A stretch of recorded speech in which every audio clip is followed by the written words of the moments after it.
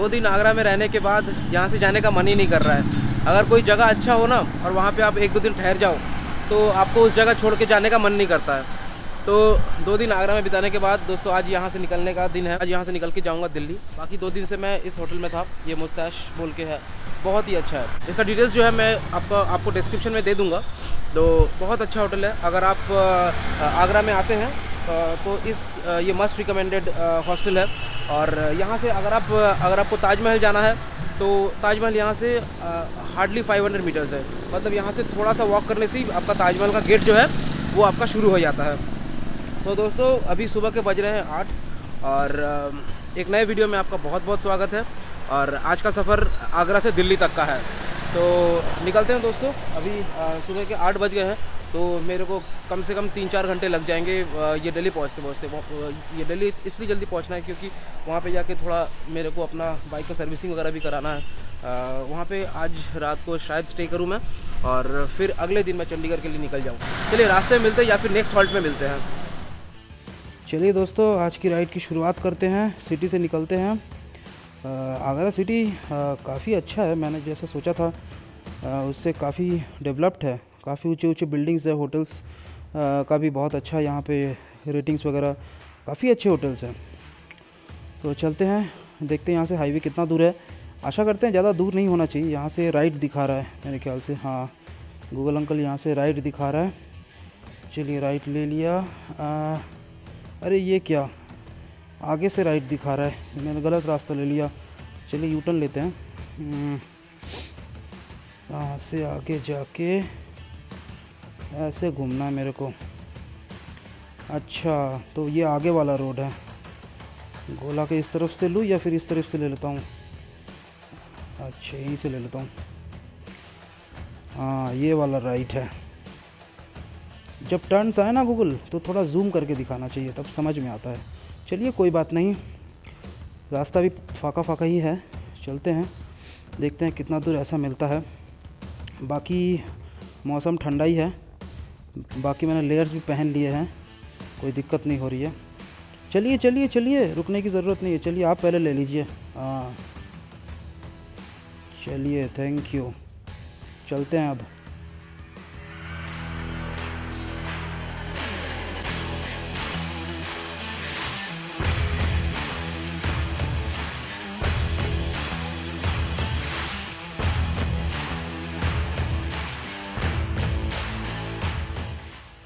बाकी टेम्परेचर अभी दिखा रहा है 18 डिग्री, पर रियल फील इससे थोड़ा ज़्यादा है, मेरे को लग रहा है ऐसा। और अरे इतना भीड़ क्यों है भाई यहाँ? अच्छा तो एग्ज़ाम्स है आप लोगों का। चलिए मेरी तरफ से सबको बेस्ट ऑफ लक। अच्छे से एग्ज़ाम दो, नौकरी वोकरी करो। मेरी तरह बाइक लेके इधर उधर मत घूमना। हाँ तो मैं कह रहा था कि आपको कैमरे पे दिख रहा होगा कि नहीं पता नहीं, पर यहाँ का जो वेदर है ना, मतलब कैसा लग रहा है। एयर क्वालिटी जो मैंने कल देखी थी, अरे भाई हाँ, तो एयर क्वालिटी मैं जो देखा था कल वो बहुत पुअर दिखा रहा था। आज मेरे को सुबह समझ में आ रहा है अभी कि मतलब लग रहा है ना कि आसपास कोई फैक्ट्री है, उसका धुआं पूरा रास्ते पे आ रहा है। पर ये कोई फैक्ट्री का धुआं नहीं है, ये पूरा एयर ही पॉल्यूटेड है यहाँ का। अभी मेरे को समझ में आ रहा। कल रात को मेरे को उतना समझ में नहीं आया था और ठंडे के लिए थोड़ा ओस पड़ा हुआ लग रहा है, पर ऐसा है नहीं, ये पॉल्यूशन के कारण ऐसा हो रहा है। बहुत ही ख़राब लग रहा है देख के कि हमारे कैपिटल सिटी में ऐसा हालत है। अरे वाह, सामने टोल प्लाज़ा आ रहा है। मेरे कुछ दोस्त हैं, वो पिछले साल ये लद्दाख के लिए आए थे। वो मैं जिस ग्रुप से बिलोंग करता हूँ ना, वो रिमाउंट है हमारा ग्रुप का नाम। तो उस ग्रुप से कुछ बंदे आए थे पिछले साल लद्दाख में। तो वो बोल रहे थे कि दिल्ली के पहले आपके कुछ टोल प्लाज़ाज आएंगे, वो बहुत ही बड़े बड़े होंगे और उनके साथ कैफ़ेटेरिया भी होंगे बहुत बड़े बड़े। पर यहाँ तो मैं कुछ कैफ़ेटेरिया भी कहाँ से लूँ मैं? कहीं 2 व्हीलर 4 व्हीलर लिखा ही नहीं हुआ है। चलिए बीच से ही ले लेता हूँ। हाँ तो मैं बोल रहा था कि यहाँ कोई कैफ़ेटेरिया भी तो नहीं है आसपास, अगर कोई रुक के खाना वाना हो तो। वो बोले थे कि ऐसे साइड में ऐसे कैफ़ेटेरियाज़ रहते हैं, पर यहाँ तो कुछ नहीं है, खाली टोल आगे वाले पे होंगे शायद। तो देखते हैं यमुना एक्सप्रेस हाईवे का टोल प्लाज़ा कब तक आता है। अभी तो पता नहीं चल रहा है। बाकी रास्ता तो मुझे लग रहा है कि यमुना एक्सप्रेस शुरू हो गया है। तो अब देखते हैं क्या होता है। पुलिस भी खड़ी है, पेट्रोलिंग भी हो रहा है। काफ़ी साल के बाद मेरी मन की एक इच्छा जो मैं मन में दबा के रखा था कई सालों से, वो आज पूरा होने जा रहा है दोस्तों। जी हाँ, मैं हूँ यमुना एक्सप्रेस हाईवे पे। मतलब मेरी अंदर की जो खुशी है ना, मैं आपको बता नहीं सकता, ये अंदर से फूट के निकल रहा है। और बहुत दिन से मेरी इच्छा थी कि मैं अपना बाइक लेके मैं यमुना एक्सप्रेस हाईवे पे और बाइक चलाऊँ एक बार। तो आज है 22 नवंबर 2020। 2020 की इतनी तबाही के बाद भी ऊपर वाले ने मेरा ये सपना जो है आज साकार होने जा रहा है। तो मैं बहुत खुश हूँ। आज का दिन कैसा भी हो, आगे जाके ख़राब हो अच्छा हो, मैं जो अभी यमुना एक्सप्रेस हाईवे में आ गया हूँ, ये मेरी दिन की शुरुआत है। और सुबह के बज रहे हैं अभी करीबन 8:30 के करीब बज रहे हैं। और सुबह मैं आ गया हूँ। हालांकि मैं आपको पता ही था कि मैं आगरा से आज निकला हूँ। आज मैं दिल्ली की ओर जा रहा हूँ, तो रास्ते में ये आना ही था आज। इसीलिए मैं जानबूझ के इसको सुबह रखा ताकि ज़्यादा गर्मी ना लगे मुझे और ज़्यादा ठंडा भी ना लगे। तो दोस्तों यहाँ पे ज़्यादा देर नहीं रुकते हैं, क्योंकि यहाँ पे पेट्रोलिंग होता है। तो और पुलिस वगैरह आ जाएंगे तो फिर कुछ बोलने लगेंगे तो मेरा मूड ख़राब हो जाएगा। तो दोस्तों निकलते हैं, बस बोलने का कुछ नहीं है। आप मेरा एक्सप्रेशन देख के आपको पता चल गया होगा कि मेरी अंदर की जो भावनाएं हैं ये कैसे फूट के निकल रही है। तो ठीक है, निकलते हैं, आगे चलते हैं, आपको दिखाते हैं रास्ता कैसा है।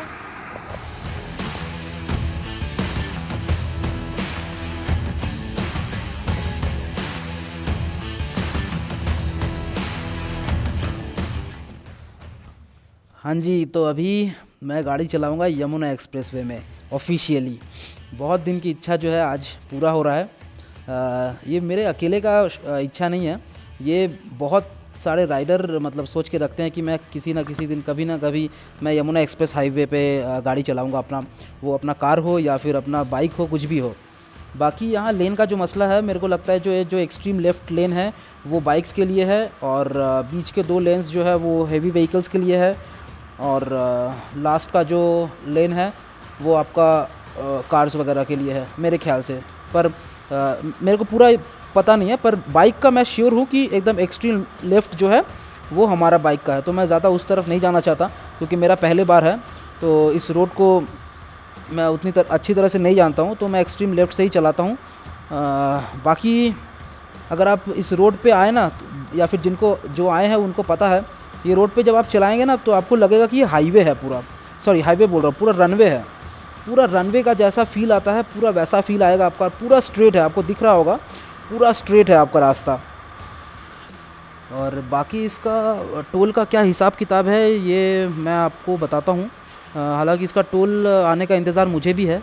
इंतज़ार इसलिए है क्योंकि कोलकाता से लेके आज दिल्ली जा रहा हूँ, कम से कम 4-5 दिन का राइड हो गया मेरा। तो इसमें से करीबन मैंने 15-16 टोल्स तो क्रॉस कर ही चुके होंगे, तो इसमें से एक में भी मेरे को टोल नहीं देना पड़ा। तो ये पहला टोल है जिसमें मेरे को मतलब टोल टैक्स भरने पड़ेंगे। तो ये कितना पैसा का होता है, ये कहाँ तक का है, मुझे कुछ नहीं पता है। मैं जाता हूँ, उनसे बात करता हूँ और फिर आपको बताता हूँ। तो आशा करता हूँ ज़्यादा दूर नहीं होगा, टोल प्लाज़ा नज़दीकी होगा। तो कुछ भी वो ऊपर के बैनर्स वगैरह दिखने लगे ना, तो मेरे को लग रहा है कि टोल आ गया। तो स्पीड लिमिट जो है यमुना एक्सप्रेस हाईवे की वो है 100 है इसका स्पीड लिमिट। तो आप कोशिश करें कि 100 के अंदर ही गाड़ी रखने की। हालांकि आपको मन करेगा कि इससे ऊपर उठाने को, पर रिकमेंड यही करूँगा कि आप 100, 105, 10 इसी के बीच में रखें। उससे ज़्यादा उठाने की कोशिश ना करें, ये रिस्की भी हो सकता है। अरे वाह, टोल प्लाज़ा 1 किलोमीटर आ गया। जी हाँ, चलिए देखते हैं कितना दूर है। 1 किलोमीटर। गाड़ी तो 100 में चल रही है, 1 मिनट लगेगा 1 किलोमीटर चलने में। हाँ, वो सामने आ रहा है, दिख रहा है। बड़ा मज़ा आ रहा है मेरे को। काफ़ी बड़ा टोल है। इस टोल की गैपिंग जो है ना बहुत छोटी छोटी है, ताकि गाड़ियाँ भाग ना सके बिना टोल दिए। मैंने सुना है कि टोल यहाँ का थोड़ा महंगा होता है। मैं देखता हूँ कितना क्या होता है, आपको बताता हूँ। चलो, कहाँ से जाऊँ, कौन से वाले से घुसूँ, कहाँ से जाऊँ समझ में नहीं आ रहा। बाइक गाड़ी के पीछे लगना पड़ेगा कि अलग से?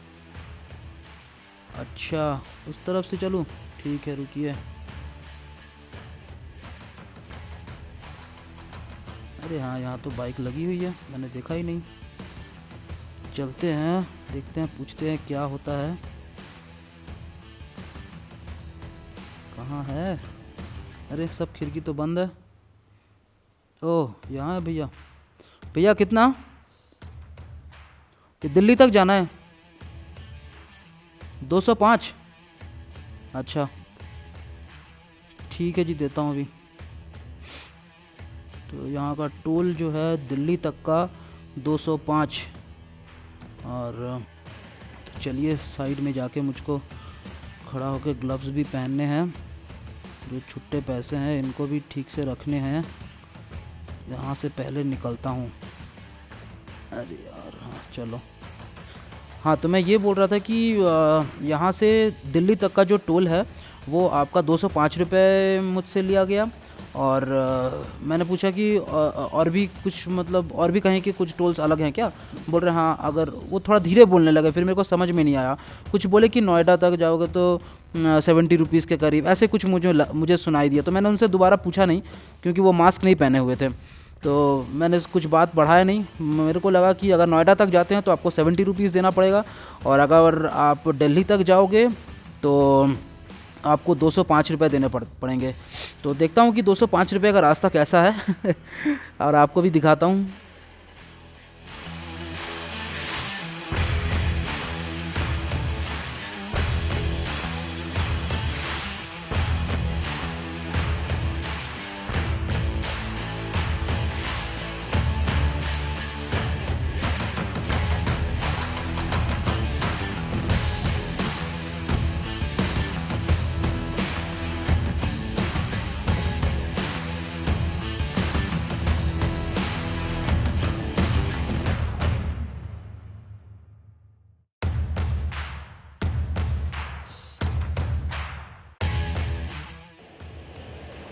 और वो कहते हैं ना कि दिल्ली बहुत दूर है। दिल्ली सच में दूर है यार।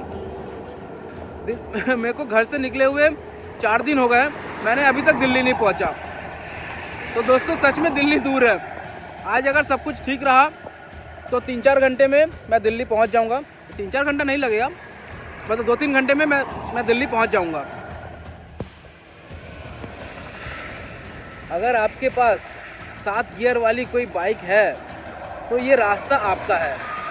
जी हाँ, 6 से काम नहीं चलेगा। 7 गियर वाली अगर कोई बाइक है तो ये रास्ता आपका है। रास्ता ख़त्म नहीं हो रहा है। दूसरा बात यह है कि एकदम सीधा रास्ता है ये, मतलब 3 से 4 किलोमीटर आप सीधा देख पाओगे इसको। जो टोल आ रहा है ना, यहाँ पे लिखा हुआ है कि टोल प्लाजा 2 किलोमीटर अहेड, तो आपको 2 किलोमीटर के पहले से ही वो टोल प्लाजा दिख जाता है। तो सोचो कितना सीधा है ये। और 80 किलोमीटर्स बाकी यमुना एक्सप्रेस हाईवे पे। तो एक चीज़ मैंने देखा कि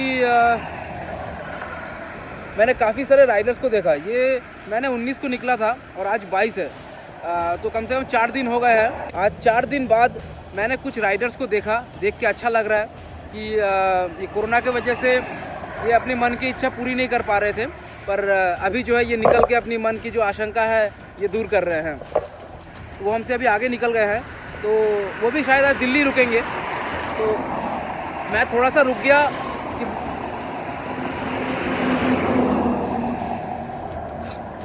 रुक गया मुझे ठंडा लग रहा था बहुत।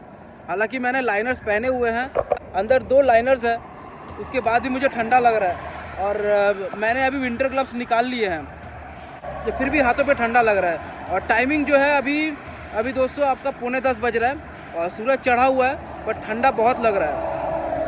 और एक बात बतानी थी, ये जो हाईवे है ये आपका टोटल 164 किलोमीटर्स का है।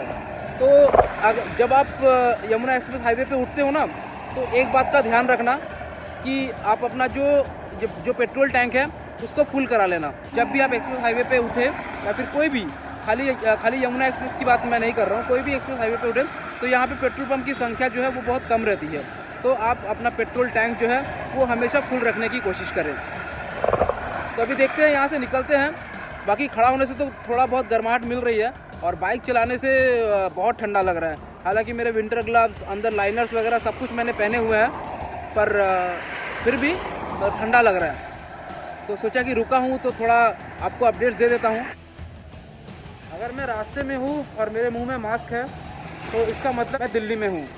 जी हाँ, दिल्ली में अभी ऐसा रूल्स हो गया है कि मास्क आपका अनिवार्य है। और मास्क अगर मुंह पे आपका नहीं रहा, मतलब नाक भी अगर ढका हुआ नहीं रहा आपका, तो आपका 2000 रुपये का फ़ाइन है। और अगर पुलिस से आप इस बारे में बहस करते हैं तो वो 4000 रुपये हो जाता है। ये बात मुझे गैरेज वाले ने बताया कि भैया मास्क मत उतारिएगा, भले ही आप हेलमेट बिना पहने जाए, पर मास्क आप उतारिएगा ही नहीं। तो खाना मैंने खा लिया है, बहुत अच्छा खाना था। कुछ हरियाणवी होटल नाम का कुछ है, वहाँ पे मैंने उन्होंने बताया तो मैं आके खा लिया। खाना काफ़ी अच्छा था। देखते हैं बाइक का सर्विसिंग कितना हुआ है, जाके आपको बताते हैं। तो मैं यहाँ से अपना बाइक का सर्विसिंग कराया तो भैया बाइक देखने के बाद बोलते हैं कि आप बाइक यहाँ छोड़ के जाओ, आपको मैं शाम तक दे देता हूँ। तो मैं बाइक यहाँ छोड़ के अपने हॉस्टल चला गया, थोड़ा फ्रेश होके फिर शाम को बाइक लेने आया। और बाकी मेरे हॉस्टल का नज़ारा कुछ ऐसा था, दिल्ली के हॉस्टल का, जिसका नाम था जॉइस। हॉस्टल काफ़ी पुराना था और मतलब बाहर का बिल्डिंग थोड़ा पुराना था, अंदर मेंटेन था, साफ़ सुथरा था, पर मुझे उतना ख़ास नहीं लगा।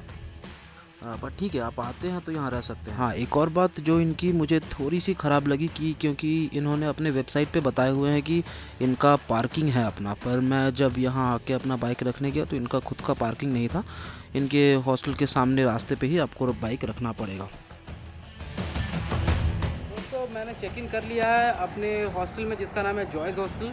ये आपका लक्ष्मी नगर में पड़ता है और मैं आ गया हूँ इसके टेरेस पे। तो यहाँ पे मैं आके देख रहा हूँ कि यहाँ पे मतलब रात में बॉनफायर करने की भी सुविधा है। रूम्स मैं आपको दिखा देता हूँ।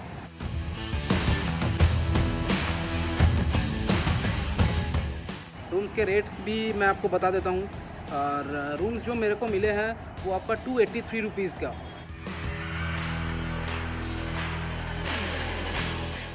ये भी आपका हॉस्टल ही है और इसका प्राइस जो मेरे को पड़ा कि 283 का। तो आप इसको अवेल कर सकते हैं। यहाँ का जो लिंक है और यहाँ का फ़ोन नंबर है मैं आपको डिस्क्रिप्शन में दे दूँगा और आप यहाँ भी एंट्री कर सकते हैं। पर मैं जो कहूँगा कि जॉयस हॉस्टल के तुलना में इससे पहले जो हॉस्टल में था मैं आगरा में, जिसका नाम था मुस्ताश होटल या फिर हॉस्टल कुछ भी कह लीजिए, तो वो इससे थोड़ा वेल मेंटेन था और इससे थोड़ा अच्छा था। हालांकि जॉयस हॉस्टल का भी बहुत नाम है और मुस्ताश का भी बहुत नाम है। तो मैं लिंक वगैरह दे दूंगा आपको डिस्क्रिप्शन में, सब कुछ दे दूंगा। और मुस्ताश मेरे को थोड़ा अच्छा लगा। और ये कुछ हमारे हॉस्टल्स के व्यू, आप इसे एंजॉय कीजिए। मैं जाता हूँ अपना बाइक कलेक्ट करने के लिए, क्योंकि कल सुबह मेरे को फिर चंडीगढ़ के लिए निकलना है। तो वीडियो को यही एंड करते हैं दोस्तों। वीडियो अगर कुछ भी कारण के लिए थोड़ा भी इन्फॉर्मेटिव आपको लगा होगा तो लाइक, शेयर एंड सब्सक्राइब कीजिए अपने दोस्तों के साथ। इसके अलावा अगर हॉस्टल्स के बारे में अगर आपको कुछ जानना है तो आप मुझे कमेंट डाउन कर सकते हैं, मैं ज़रूर आपको रिप्लाई देने की कोशिश करूँगा। और बाकी दोस्तों, अब तक के लिए इतना ही। बाय बाय, टेक केयर, नमस्कार, जय हिंद।